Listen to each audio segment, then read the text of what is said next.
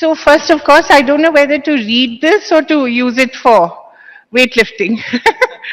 It's quite something. Chetan was saying just a little ahead of this that all his books could possibly fit into this. So I wanted to begin by asking you, do you choose your subjects or do the subjects choose you? Because they tend to border on not just the controversial but the explosive. Thank you, Kaveri. A great pleasure to be here and always a pleasure to talk to you. Thanks to ABP for inviting me here. No, that's always been something I've also been thinking about. That very varied characters, right from the Mysore family on whom I started writing on to Gohar Jan, who was India's first woman and artist to record her voice on the Yes, gramophone, yeah. to Balachandar, to Savarkar, and now Tipu Sultan. And in the middle, I also did something on Kashi Vishwanath and also 15 unsung heroes and heroines of India. I think we don't choose our topics. Yeah. Whatever I've planned, that never happens. Serendipity has been the leitmotif of my life, so to say, at least of my literary career. And so I think I choose topics or people whose lives are interesting. It's not monochromatic.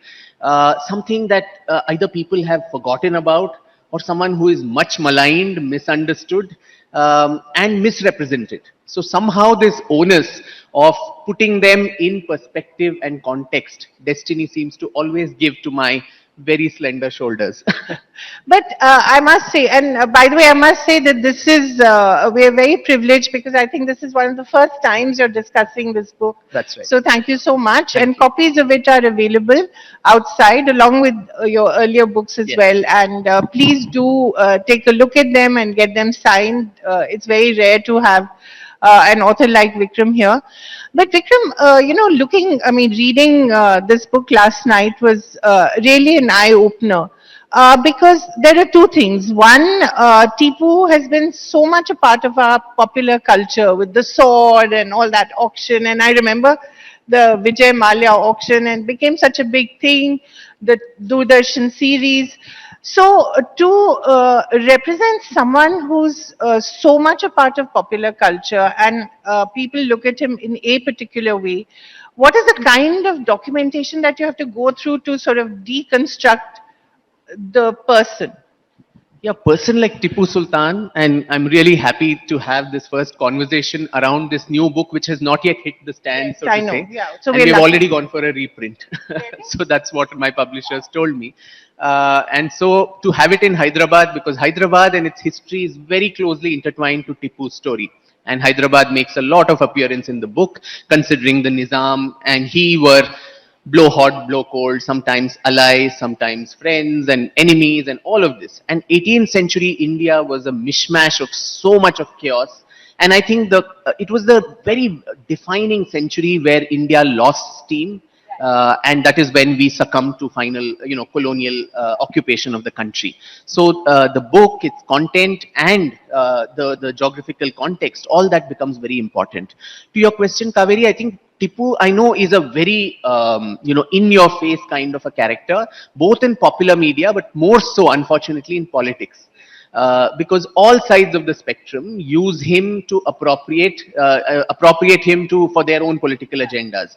I come from Karnataka in Bangalore, where the Congress government there raised a lot of heckles by celebrating Tipu Jayanti, which caused a lot of anguish among several communities who to this day have intergenerational trauma and memories associated with whatever Tipu Sultan had done. And on the other side, you had even the BJP, which in the run up to the 2023 elections manufactured this total myth of Uri Gowda and Nanje Gowda, two people who they claimed were responsible for killing Tipu Sultan, something that no Mysore historian, British or otherwise, had even mentioned their name. And what was the reason to do that? You eulogize a Gowda chieftain and you get the Vokkaliga vote in Karnataka elections, which sadly backfired on them. So, in the midst of this, where history becomes such a handmaiden for politics and for ulterior motives, I think it is the responsibility of a historian to put things in perspective, illuminate the archives, and bring them to public perception, because the public is not generally so interested to go to all the Right. papers. So for this book, I actually spent 4 long years rummaging archives both in India and more so outside, in France and in London. The British kept copious documents and documentation, so that also comes very handy. Lot of literature in Indian regional languages, Kannada, Marathi, the Peshwa daftars, which had a lot of documentation. So there's never a dearth of documentation. It just needs somebody who can go and tie that all together in an interesting narrative. Which it is. It's a fascinating narrative, but also your own experience earlier of having your effigies burnt, etc., at a very young age, and your promise to your mother while she was still alive that you would not do anything to endanger yourself. Yes. Because it is so contentious. Anything you write about Tipu, I mean, 14, a 14-year rule, but still 17. so, 17, but so contentious. Yes. Yeah, as you mentioned, my first book came out when I was 26 or 27. Must be the youngest person to have his effigy burnt. Yes, perhaps. So this was just a conversation like this I was having in some place in Bangalore, and suddenly, and I was talking about Tipu's attempts of conversions, destruction of places of worship, which is documented in his own letters. I was just reading his letter, and because of that, there was a fracas in the audience. Somebody, the function had to be stopped midway, and I was ushered to the green room. My poor father was sitting in the first row, and someone went and gave him a pamphlet saying, he's your only son. If you want him to live long, please ask him to mind what he talks. And so obviously that night there was a hullabaloo at home, and my mother asked me to vow that I will never talk about Tipu Sultan in public. I kept the vow with her. I'd actually written an article, around the divans of Mysore. The first being Purnaya, and in that there was some reference to Tipu Sultan, which again created such a furor.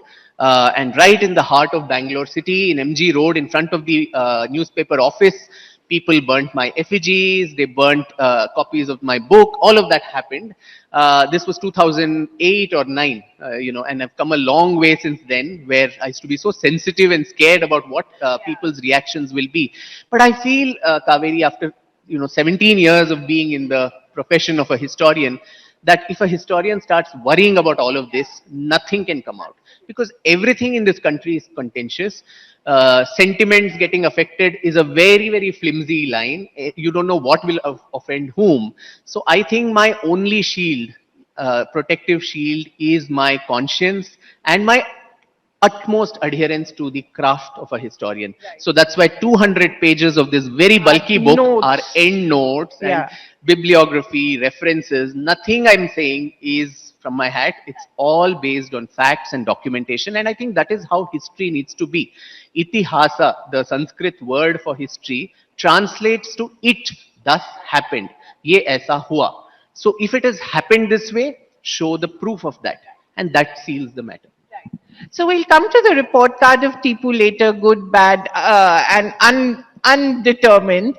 But really, what also comes through, as you were saying, is that India of the 18th century was such a fraught country. I mean, there were so many colonial powers here, contesting for the same riches, and a lot of greed on the part of the British as well, and the French.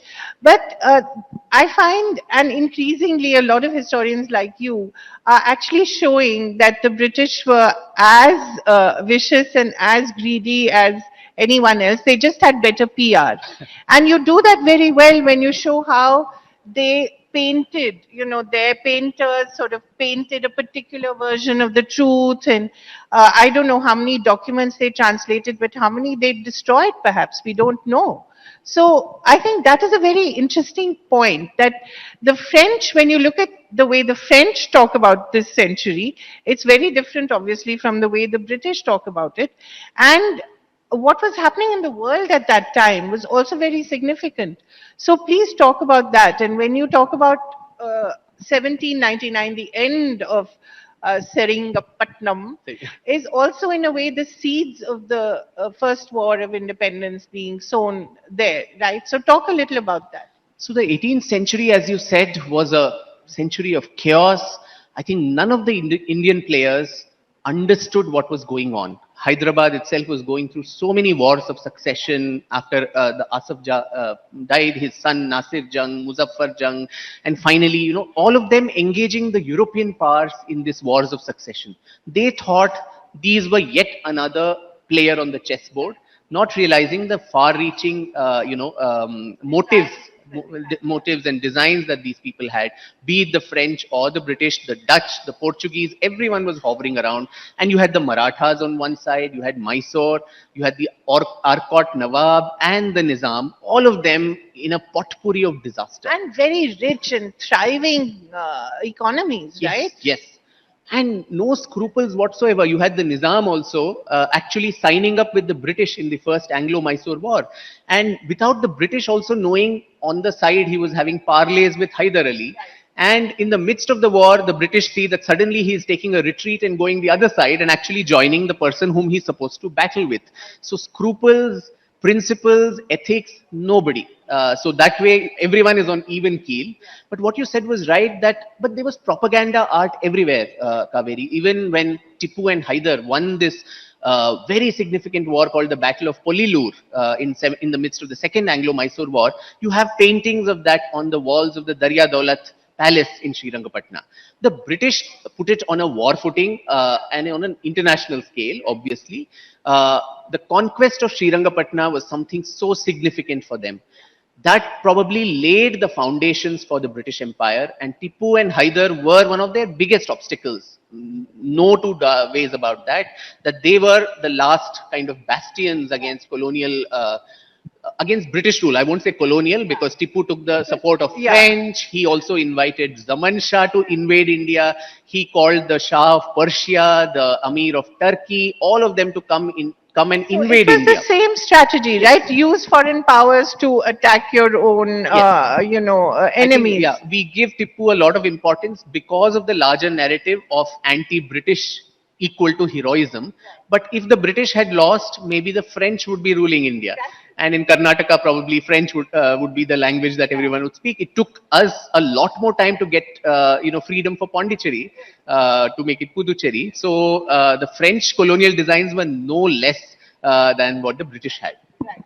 But are there still documents and books and letters? Because Oh, no. Tipu seems to have been a very prolific letter writer, and of course his book of dreams Yes. that you talk about. Yeah. I mean, there was a lot of writing that he was doing. Indeed. Indeed. Yeah. So, So are there still things that are not translated, which could yeah. be surprising to us?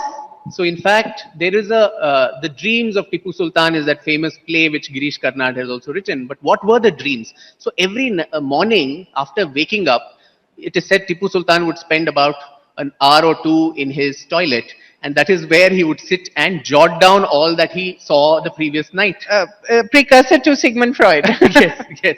So in fact, I got these dreams analyzed with the help of a psychologist, because dreams are the index of your mind.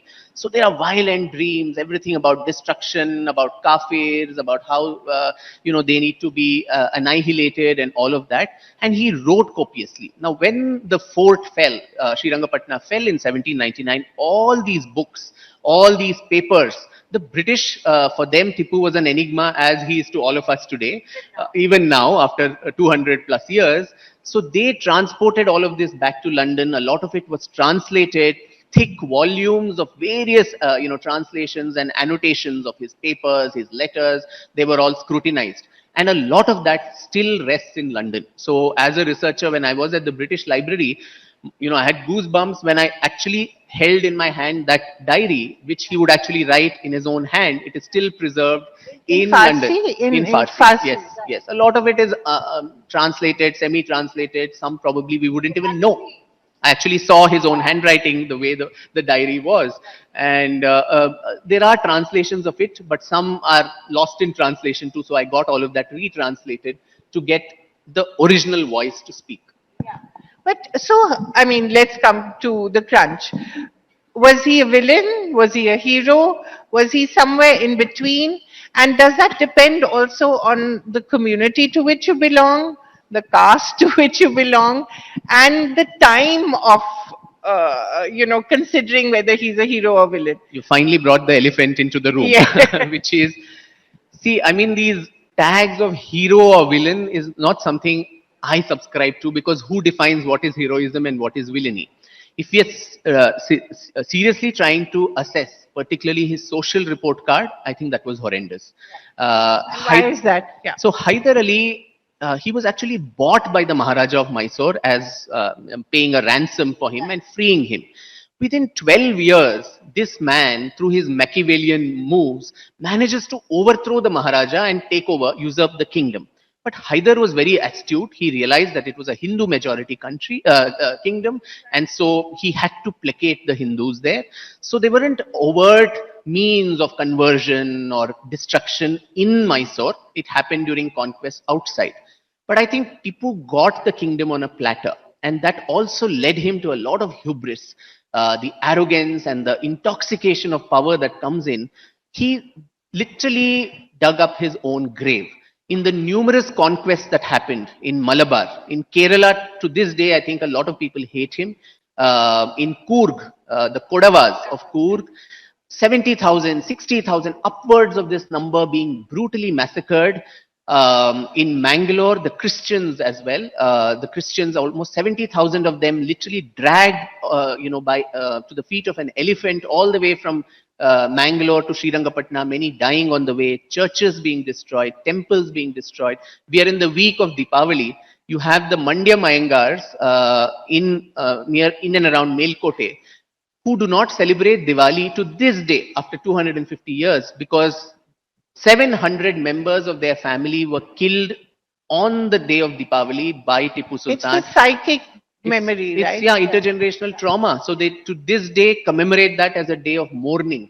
So these are very, I mean, oral traditions which have survived generations. So that's why when the Tipu Jayanti was being celebrated by the Congress government in Karnataka, the BJP, the politics apart, they were individuals who, came out in protest. The Christians had nothing to do with the BJP's politics, but the Christian groups there opposed this. The Kodavas opposed this. The Mandya Mayangars, the Nayars in Kerala, who were brutalized. And there are lots of documented evidence in the chapter 20 of the book. I talk in detail about all the temples that were destroyed across various parts of in Coorg. Even dead people were converted. There are letters of Tipu Sultan. Since he wrote so much, Hyder was illiterate. The only achievement of his life was to learn to sign the first alphabet of his name, which was her. But Tipu was a very educated man, so he wrote copiously.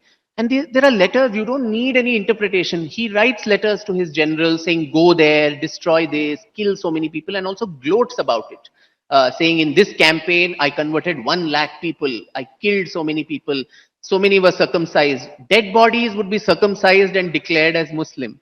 So, on the one hand, we can say that this was a different era, an era of tortures, Which is true. Argument, yeah. But was there a targeted what is a genocide? A genocide is when you target someone selectively on the basis of their identity. I mean, collateral damage in wars is something that is happening to this day. You see in the Middle East, you see in Russia, Ukraine, everywhere. But is a group being targeted only because of their identity, their religion, and so on? If that is that, then it is a double whammy here. So in the case of Tipu, the antipathy for people who did belong to his faith is very, very evident. His manifesto talks about that. The inscription on his sword says, this sword is to be drenched in the blood of kafirs. So when that is so explicit, I don't think we need to provide cover fire for that. And this Tipu Jayanti and other things, I think it's fine if some group of people celebrate it in private. A Tipu fan club, someone celebrates. But a democratically elected government on taxpayers' money actually eulogizing somebody who caused so much of harm to different communities whose memories last even to this day, I think that is a travesty. You won't have a Hitler Jayanti being celebrated back in Germany to this day, right?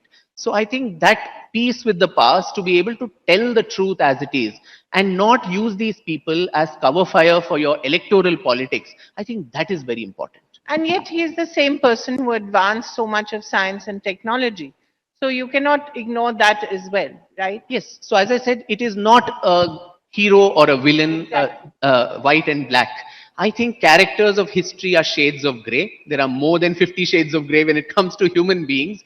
And to 50 Shades understand, of Grey reminds me of a line that you've written about his taste in young boys, which could be interpreted in any way multiple possible. ways, yes, yes. So I think that was a common thing to have, bring them and make them eunuchs and so on. Yeah, Purchase them. yeah. So I think that you have to not pigeonhole people by yardsticks and definitions of today, but at the same time you should not whitewash their crimes to make them somewhat, appealable to people of today, communities of today.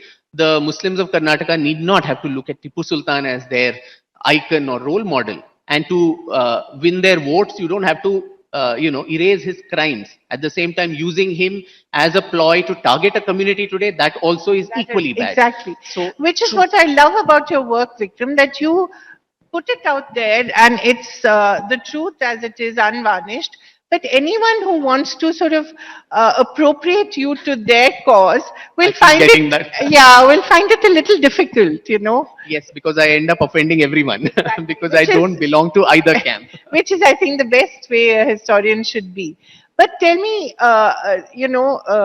when you look at Savarkar, Tipu, I wonder what is going to be your next subject, your next project. I mean, I really do.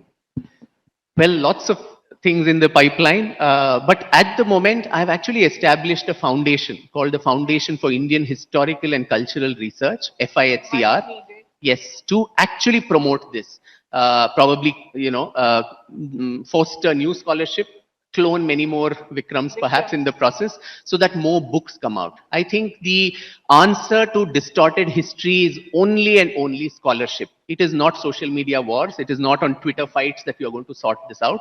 Evidence based, fact based, truth based history, which needs to be written in a manner, spoken and articulated in a manner which the common people actually connect with. So FIHCR is doing this. We actually have given out a scholarship based on Sir Jadunath Sarkar, in the name of Jadunath Sarkar, to 9 scholars to actually write books. At the end of 1 year, there'll be 9 books coming out. We are also trying to collaborate with educational institutions, including Nalanda University, to do a project on very compelling issues of history, which we'll revisit, and also reach out to young people, children and young adults, to make history interesting, exciting, and inspiring for them. I remember in school, the maximum punishment I used to get was for history. I would always be found kneeling down outside class because I couldn't memorize who succeeded whom and in which year. So, whereas history is a mirror in which we can identify ourselves as a nation, as a people.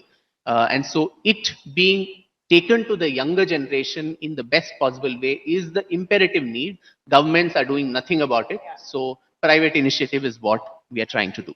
And I think it's wonderful that you also recognized SL Bhairappa, the Professor Bhairappa, I Yes, think, he's who 94. he's 94, and really one of the institutions in history who sort of had been ignored or Yes, sort of, so I think that is very significant. And indeed. talk a little about that. Yeah, in fact, Dr. Bhairappa was someone who was on the textbook committee during, I think, Indira Gandhi's rule, and he writes that in the Yeah, foreword, and he writes that, and he writes the how he was summarily dismissed from the committee only because he said the true facts of history need to be mentioned. So the chairman of the committee says, let's not talk about destruction, all of this, because it will somehow upset social harmony today. Now, a truth is a truth. I can't wish away my past. If I take my child to Hampi or Konark and someone asks who destroyed this, or the Martan temple in Kashmir, he's bound to ask who destroyed this and why. So, what answer? Your school textbook is painting a completely different picture. So, tell the truth as it is. The onus or the albatross of the atrocities of the past does not lie on the communities of today. exactly, And which is very important. And conversely, the past need not be whitewashed to make communities today feel very secure and safe. We openly talk about the atrocities that the British did. We talk of Churchill as a But we killer. don't talk enough, actually. No, We should talk more. we talk. I mean, they are demonized in all our popular media. The British is always the bad guy. But we don't care that the Christians of India are Always going to. played by Americans, by the way. Yeah. No, but then when we do that, or we talk about the atrocities of the British, we never worry that the Christians of India will feel offended because they belong to the same religion. Why is that? But when we talk about the Mughals, when we talk about Tipu, Ghori, Ghazni, somehow this hyphenation that talking about them will upset communities today. I think that is being very disingenuous. And communities today should also not hero worship these people. There are people who go to Aurangzeb's mazar and offer prayers. Now he was a demon of sorts who destroyed so many temples. He killed so many people, and the Sikh gurus included the kind of tortures that were done. So place them as they are with warts and all. There is no black and white. Let the multiple shades of gray actually illuminate our understanding of our past. Wonderful. Just the last point, I think about the Delhi centric view of history, which is very important, that we have to overcome that as well. We're sitting in the South and we have to talk more about the heroes and villains and the shades of grey in the South as well. I think that's very Yeah, important. the Rising South is the theme of the Yes. summit. South Indian history or stories hardly feature in Hardly our feature, yeah, textbooks. yeah. In the NCRT current textbook, I think the Cholas, Pandyas, all of these are disposed of in a map or Right. one or two lines. The Vijayanagar Empire hardly gets half a Yeah. paragraph. The Northeast doesn't get Of featured, course. but the South, particularly considering such empires like the Rashtrakutas and the Shatavahanas and all of them ruled from here, the Vodeyar, the Travancore rulers. I think when we talk of history of Bharat or history of India, every part of it needs to be included in that. Uh, Bharat needs to snatch back her history from the clutches of Delhi. Yes, thank you. Thank you so much. It was a pleasure to talk to Thank you. you, Kaveri. Thank Please you. do look up the books outside, get them signed by the author, and thank you very much.